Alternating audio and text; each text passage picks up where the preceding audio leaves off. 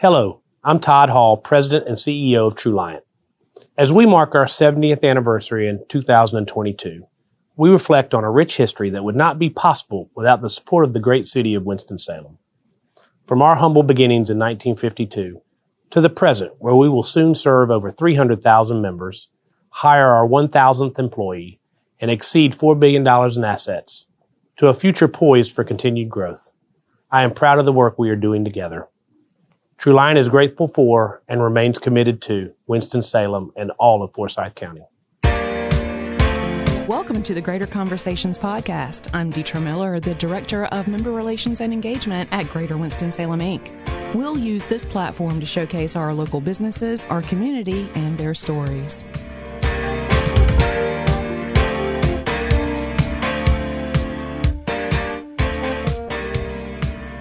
Hi, everyone. Welcome back to Greater Conversations. This is Deetra Miller, Director of Member Relations and Engagement at Greater Winston-Salem, and co-hosting with me today is Nick Reed, the Chief Financial Officer with Greater Winston-Salem, Inc. I'm so happy to have you here with me today, Nick. I'm excited to be here. We got a great conversation to have today. I can't wait for it to get started. I know. And that conversation is with the Mr. Jamie Bartholomaus, the president and co-founder of Foothills Brewing. Thanks so much for having me here. You are very welcome. We're glad to have you. So I want to start with you just telling us a little bit about who you are.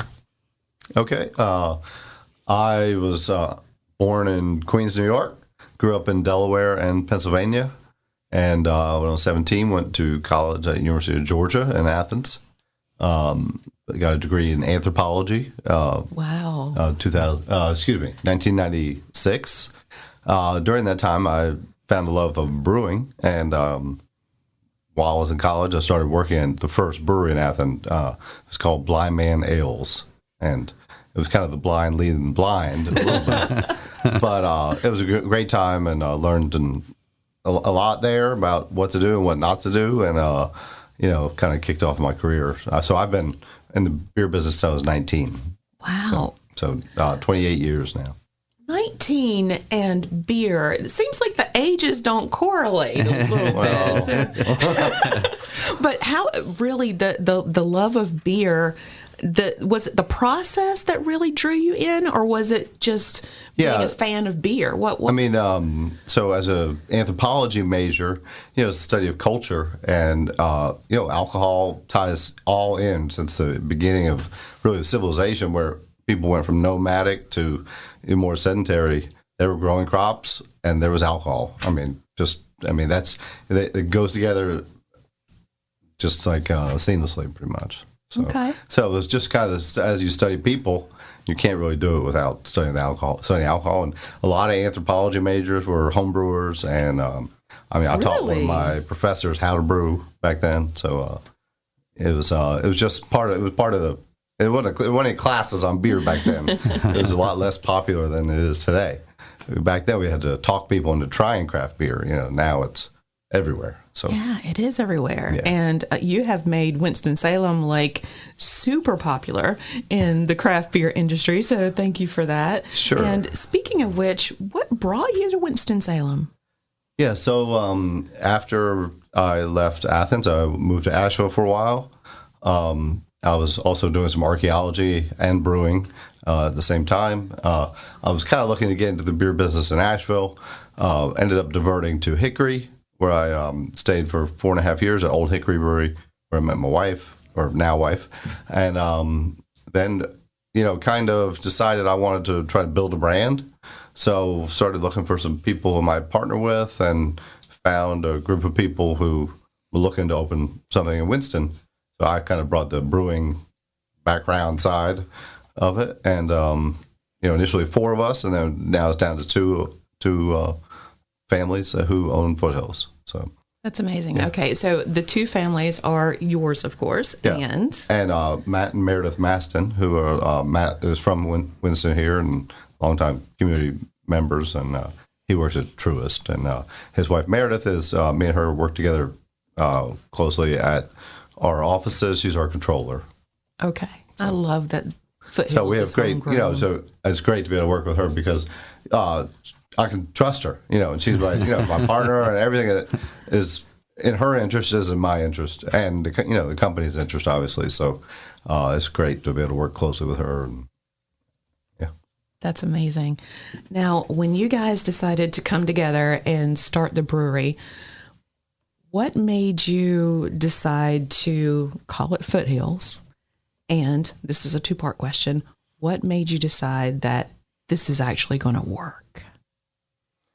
I had, been in the industry for several years at that point, and felt comfortable enough to branch off on my own and start a business with it. I knew a decent amount about making beer and had learned some about the business part at my previous employment, various jobs that I worked at in the beer business. We came to Winston. It was basically a combination of things. It's a decent sized town. It has a amount of education, and basically it comes down to education and population demographic. Like age demographic, and Wake's not a big school, but it's it's very highly educated, and with the hospital, there's just those type of people just gravitate towards craft beer. Now, back when we opened in 2005, we had to tell people what craft beer was and convince them that it didn't taste terrible, right?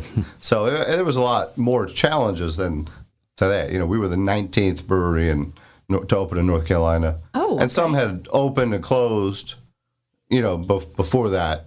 But now there's about 380 breweries, and there's also about 250 tap rooms, I believe. So it's over well over 600 locations versus 19. So that's a much different scenario. Growth. Yeah. Wow. And also back then, there was no such thing as like tap room breweries, like every other one in town besides us. They were all either basically a brew pub where you had a small little system in a restaurant, or like a production facility, they would call it, but there was no on-site tasting room or bar. It just wasn't a model back then. No one was wanting to go, so there was no, they didn't open it. So there's just much less opportunity for different kinds of models. Now that craft beer is gaining popularity, there's as many models as there is breweries, right? I mean, it's just everyone does it different, and it's certainly more optimistic as far as being able to succeed these days than back then. But why do we think it was a good idea? Who knows? I had caught the bug of the industry, and it was determined to do it. So, and to make it work, we bought the building downtown. It was it was a crappy building, and we did extensive renovations to it. Oh, it's an amazing building now. So. Yeah, it's pretty good. Still could use some work probably, but it's pretty good. But and you have the second location, right? We opened in 2005. We opened the second location in the end of 2011. Took us about a year once we moved in there to open up, and we got the brewery running. Then eventually opened the tasting room out there in 2015. So we kind of take a staged approach. We weren't, again, tasting room breweries were kind of developing, so we didn't see the need to do it right away. And we made the jump from the restaurant to the big building with offices, and now we have more accountants and bigger developed sales team and marketing department. Where we didn't have any of that. We didn't have any infrastructure to support it, nor the revenues to support it either, because working at the restaurant, the office we had was about half the size of this room. Now we have one office, and it's still that way, but it wasn't like we didn't have any infrastructure to support that kind of staff. And your team is really large now. You have what? We got 120, 130 employees. Wow. And that's amazing. It's definitely grown, and we have different layers now, which really helps us just be focused on what we're doing. Everybody has their own thing to focus on, so it's not so scattered. When you first open a business, you wear 4 or 5 hats, and it's hard to complete any of the jobs, right? So it's we try to be more thorough and now. So absolutely. So you referenced just the market has just taken off and grown, and how do you diversify yourself in this market? I mean, can you, right? Because I know we've talked before, and you've referenced that sometimes craft drinkers, they don't have brand loyalty, right? And they just like a good IPA. So how do you sustain yourself in a market that's really kind of blowing up? You have to spend time marketing your brands. It can be the best beer, but if it's not marketed well, it's not going to sell, especially these days. So, we spend time, obviously doing R&D. And when you make the beers, you want to make sure it's good when it comes out on a large scale. Besides that, you got to have a full package behind it. The right package is going out, the marketing behind it, the contracts for the barley and hops to support that brand. We do things a little differently because since we're a larger brand, we tend to focus. We can't do as many one-offs as some of the real small breweries with much smaller batch sizes. Our batch size is 50 barrels or 100 half-barrel kegs worth. It's a lot of liquid. Wow. So we have to kind of commit to those batches. So we're a little more focused on year-round brands and kind of seasonals, quarterly seasonals, as opposed to one-offs. We do our Craft Happiness Project, which is kind of our one-off program that we do just to make it a little easier for our wholesalers to manage. Mm-hmm. Our wholesalers have thousands of SKUs at this point from many different breweries and wine and seltzer and NA, and it's they can be struggle for them to focus on everything. So we try to kind of streamline our efforts so that it's more of a little bit fewer brands, so to speak. Yeah, and so you referenced the Craft Happiness Project, and since you've been in the business, you've always been about collaborating and working and helping out other people. Can you tell us a little bit more about the Craft Happiness Project? Yeah, we've done that in some iteration since 2014, where it was our kind of answer to what's called rotation nation in the craft world, where the retailers have a tendency, and we've trained retailers to do this. Because of our love of different kinds of beer, we've trained the retailer to love different kinds of beer, so they always want something new. So we kind of try to steer them towards our rotating brands. So you can keep Foothills on, but it's still gonna be a different. For many years we did different beer every single month.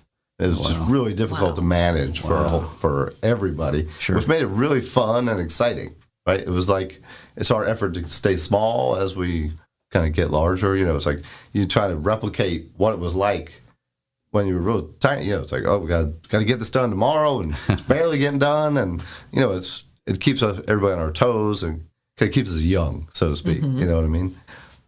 But the project has been focused on community efforts. We all pick a different cause, and every time just donate to a different charity. There's a few that we do every year or repeats, but we always work with Yakka Riverkeeper. We've been working with them for a long time. And recently we've been working with the Carolina Raptor Center down near north of Charlotte, where they do raptor rescue and rehabilitation. And we just kind of get a fun connection with them. It's just really fun, cool thing. I mean, birds are just, they have bald eagles there, and buzzards and hawks and owls and just, all kinds of native animals, as well as more exotic ones too. They have, like a little zoo type setup, but it's just been, you look up in the sky, there are birds everywhere. You see raptors everywhere. And as time goes on and some of the old chemicals that people used to use go away, birds are coming back. I was in the mountains the other week, and we drove by this little creek, and there was this bald eagle just soaring right up along the creek, and it was like, it just made me feel so sight. Good, Anyway, that's just one example of a group we work with, but we do, and we welcome anyone to contact us if you want to work with us. But it's something we do. Just breweries are community based. People in the communities directly support it. So we want to support their efforts as well. So everyone has their kind of pet cause, or and we try to touch a lot of as many different types of groups of people as we can with that. So. Excellent. Awesome. All right. Well, I'm curious about the name Foothills. What inspired that? Yes. We honed in on Winston. We weren't necessarily, going to be right in Winston at first, So as we kind of looked at this region, there's definitely some foothills areas, and I guess technically this is the Piedmont, but if you want to know what the word Piedmont means, it means foothills, right? So we kind of felt like, well, there's some debate whether this is the Piedmont foothills, but it's kind of the same thing to us, and with Pilot Mountain so close, and we just felt like it's foothillsy enough here to make it support. It's just kind of represents the region, and we're regional breweries, so.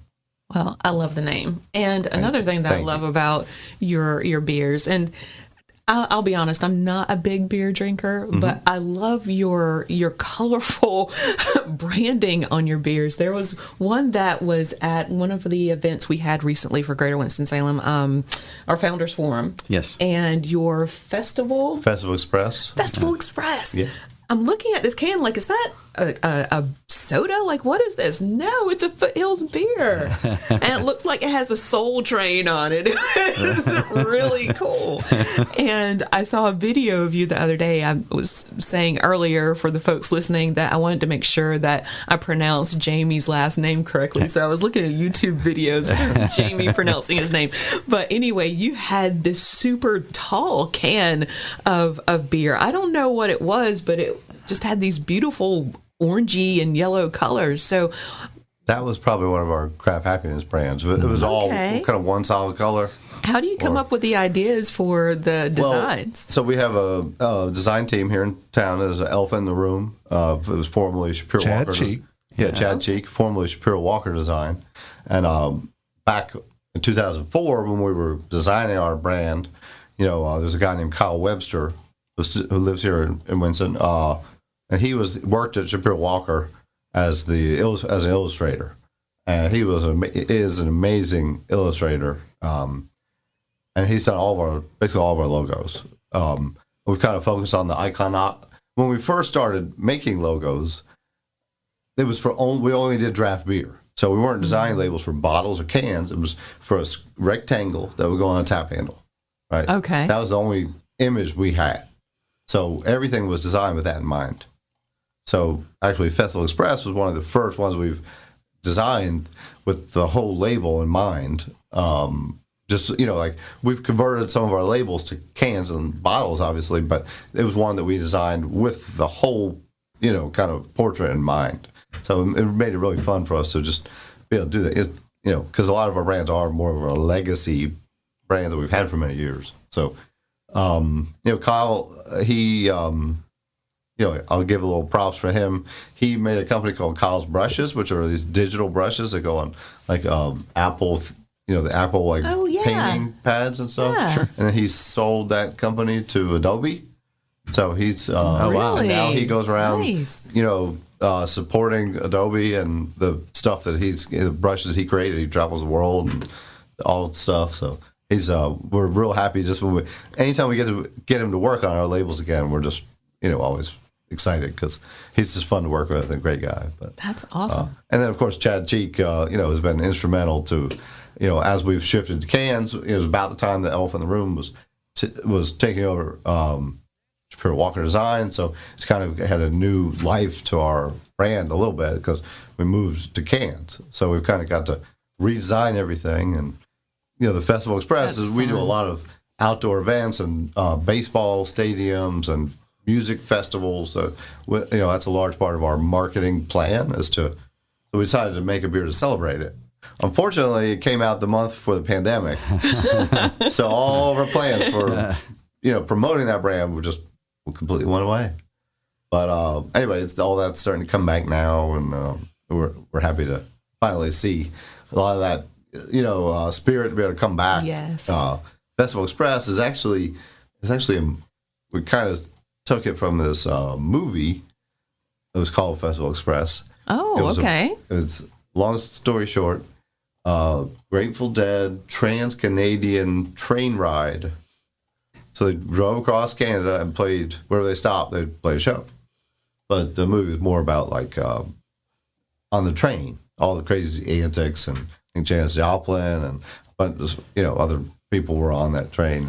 It's kind of like a lifestyle, right? Sure. And the beer lifestyle is kind of like, it's like a festival every day. It's not really that exciting. It's kind of, in a way, it is. So it's kind of like it's about the ride as much as it is about I the like product. that. So. All right. So how do you come up with the names for the beers? I mean, is it a brainstorming session? It's definitely a group collaboration. Sometimes we fight for months, and sometimes there's a name, and it's like, that's it. Yeah. And but Ray Goodrich is our marketing director, and so he heads up a lot of the anytime there's new development, he's still heavily involved with that. But actually, I think Festival Express, one of our sales guys, came up with it, and it was just kind of like that's going to do it. It kind of represented what we were trying to do with that beer, so it was just like, all right, makes sense. I love it. I absolutely love that name. I love the can, and the taste is really interesting too. How did you guys come up with the flavors that are in Festival Express? Right. So, I mean, that's my brewmaster does all the recipes now. TL Atkinson. I'll throw out everybody's name while we're doing this. And he's been a long time friend of mine. Grew up in the industry together, and finally got a chance when we opened our second facility to bring him on. So it was real exciting. I love working with him. IPAs have changed over the time we've been in business, and obviously as long as it's been a style, but it used to be more of a kind of bitter style. And, then as time's gone on, a lot of the bitterness has come out, and people putting in hops much later, either in the kettle or in the fermenter. So you get, instead of bitterness, you get much more flavor and aroma and up front when you try it. So juicy. Yes. Yeah, For sure. So it's more of like a juicy, because a lot of hops have like mango or just tropical or grapefruit kind of characteristics. So the more later you put them in, the more you smell and kind of taste that, as opposed to just general bitterness. Like if you boil anything for 90 minutes, the flavor's going to get kind of muted, right? But that's why, like, you make your pasta sauce, like last couple minutes, you're making something, you throw in herbs, and because you're getting that aromatics, it's kind of the same concept. Now things have moved to these hazy IPAs, right? Which is we just came out with a new beer called Hazium to kind of play off our Hopium, which is our flagship beer. Yep. Which is hazy. We've stayed away for hazies for a little bit, but they're just really popular. So we've been doing them for the past year or so. But this is our first year-round hazy IPA. I was going to say both delicious. So yes. So what would you recommend in Foothills? This is producer Tim, by the way. What would you suggest for people who are not IPA drinkers? Right. Well, we make a full gamut of styles, and we have a golden ale. We have a Torch Pilsner, which is Torch Ale was the first beer I ever made. So we kind of threw it. I kind of like to keep that beer alive. I'm a big fan of the People's Porter. Yeah, and especially the bourbon barrel aged ones. Yeah. So we do anything from lighter beers and to heavy, thick, crazy flavors. So, we usually try to we try to have different range styles, especially at our restaurant. But everywhere, just so. Let me back up. We like to think we make real drinkable beer. Okay. So like anything we make, we want it to be not a chore to drink. Right, we focus on drinkability and whatever style it is. So, I think anything I'd recommend. We try to. We don't want to make it a chore. Right, it shouldn't be a chore to drink beer. So how long does it take to come up with like Hopium? How long did it take for you guys to come up with that? Where you said this is it. This is going to be delicious. I mean, you'd be surprised how many tweaks we make to the recipe over the years to keep it the same. Okay. Right? I mean, it's made with agricultural products, so they change every year. Yeah. The grain changes, hops change in little bits, and you have to kind of make adjustments to try to keep the essence of what the beer is. But I mean, Hoppy was one of the first beers we made when we first opened. Mm-hmm. So, but I'm sure you could put the two side by side. Would it taste the same? Probably not. The first one would be real old if it was. But I'm sure that the style has, what people like has changed, and we've kind of morphed it with that. But we think the essence of it is still there. Hopium's always been more of an East Coast IPA, a little bit sweeter body, and it makes it. I don't want to say candy-like because it's not like that, but it's just a little easier drinking, we think, than at least back then compared to some of the really bitter West Coast IPAs. Yeah. So anyway, it's so the recipe changes a lot more than people think. People are like, oh, it always tastes the same every time I try it. Right. That's our goal with that beer anyway. Yeah. So, Dietrich, I'm going to have to apologize because my financial nerdiness is going to come out here. But, here we go, y'all. Well, I mean, you referenced, just getting grains and they change. How have you guys been impacted recently by the supply chain? I mean, just getting everything in and it's been really tough. Yeah. As a larger brewery, we have to, plan for large amounts of stuff. A lot of small breweries get stuff from their can supplier. They bring everything they need to the brewer. Right, so the can supplier is like a much bigger company, and of course at a high premium, they bring stuff and they're able to supply it. We buy printed cans, and we have pallets of boxes. I mean, for instance, we just got our stuff for our fall seasonals in. We already have it all in because one of the reasons is because of price increases. I mean, our 6-pack maker has given us 4 price increases so far this year. Wow. Well, the 4th one is June 1st. The 3rd one is May 1st. Wow. We just heard about it yesterday. And so, sometimes we're buying things ahead to, try to avoid a 30% increase, right? Wow. That's coming. That's just been recent. Things before that have been pretty stable. But, luckily we have the space. We have a guy who focuses on inventory and procurement. Mm-hmm. So we had someone who's always kind of focused on working with the vendors and making sure we have what we need. It doesn't mean we don't run out sometimes, but barley, we just changed barley suppliers the first time in 7 years or so. Wow. Last year, you heard about the hot weather in Oregon and stuff. Yep. Well, Oregon, Washington, we worked with Canada Malting, all their grains in Alberta and Saskatchewan, and they got cooked. So they're buying spot, which is not a good sign for so their price increase and the quality was way up, the quality was way down. Mm-hmm. So we had to make a change. It was like, well, that's the grain that's coming, so we need to change before we get to that. So we recently we trained suppliers, and we buy enough that it wasn't a huge price difference with the guys who more grain in America. Mm-hmm. It wasn't as bad as up in Canada. So okay, we're kind of mitigated that. Hops, we keep 5-year contracts. There's millions of dollars. Sure.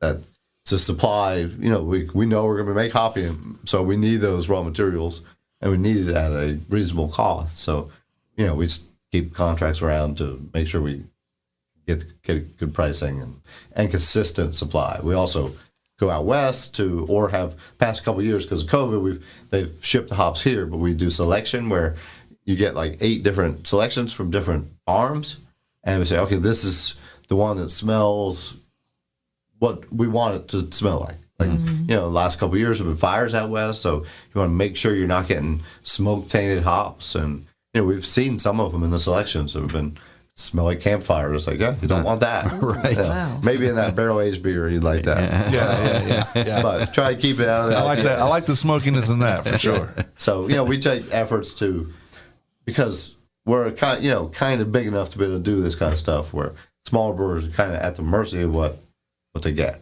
I mean, whatever's left over, we're well down the line from bigger breweries as far as selection and stuff, but still, we're kind of in the middle. Yeah. Sure. All right. So I have to ask you, being based here in Winston-Salem, what is your favorite thing about Winston-Salem or Forsyth County? What is my favorite thing? I love that I have 3 young daughters, and this is how when we hire people from out of town or something, we present at Winston as a family town, and it's just we love the people, and we love it. We moved here in 2004, and we just love it. I love Winston, so I don't know if I said what my favorite thing is, but it's just the right town for us and for our brewery. We try to really have family. It's a family-owned business, and we try to really focus on family, and encourage, people to bring their kids in. And, we're always, That's awesome. But once people come here, they love it, right? And the cost of living much more reasonable in a lot of those towns. Just You bet. Talking about money. Yes. So that people they're more likely to be able to build wealth here, versus some other towns when they're paying a lot of money rent. Well, is there anything we didn't touch on today that you want to share with everyone listening? We talked about Hazium, our new beer, which that's our big push for this year. Yeah. We didn't talk about our coffee. Yes. And it's something that it's a kind of smaller line of business, but we're trying to broaden our brand in general. So it's been fun. My wife and I have been roasting at home for about 18 years now. Wow.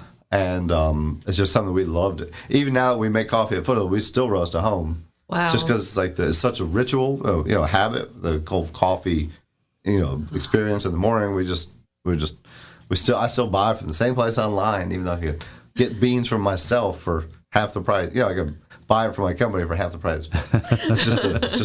We like the ritual. So.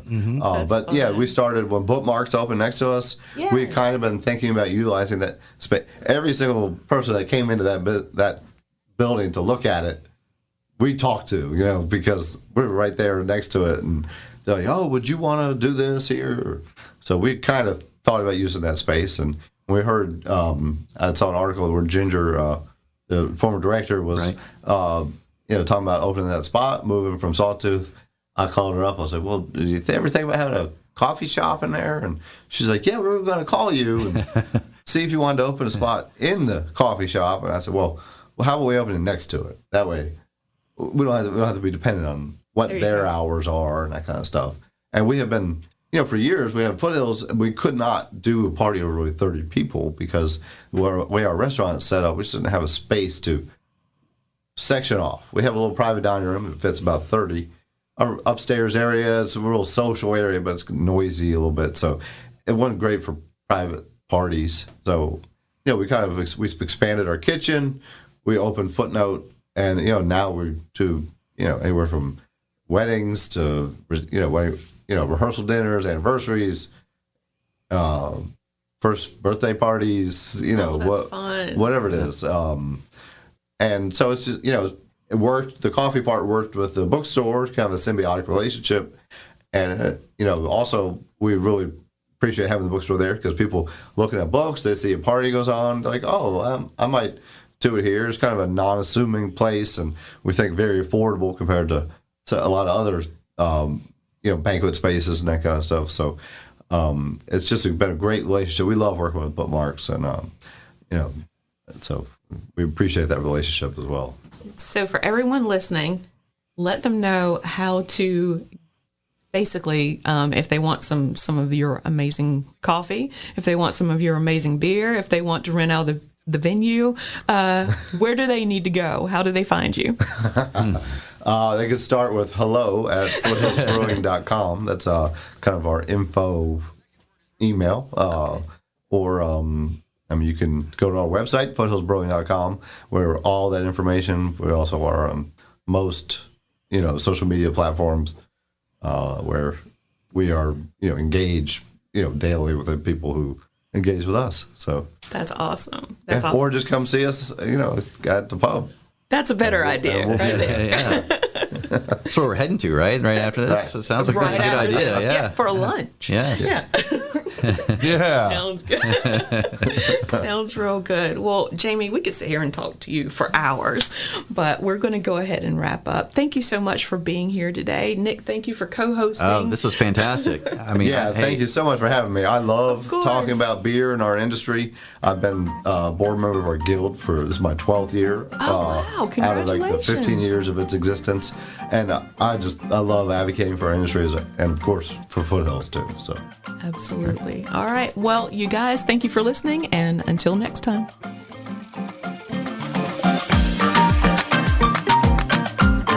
We know you enjoyed this podcast today, so join us for the next episode of Greater Conversations. By the way, you can follow us on social media. We're on Facebook, Instagram, Twitter, and LinkedIn. Be sure to smash that subscribe button. Also, be sure to visit our website at winstonsalem.com.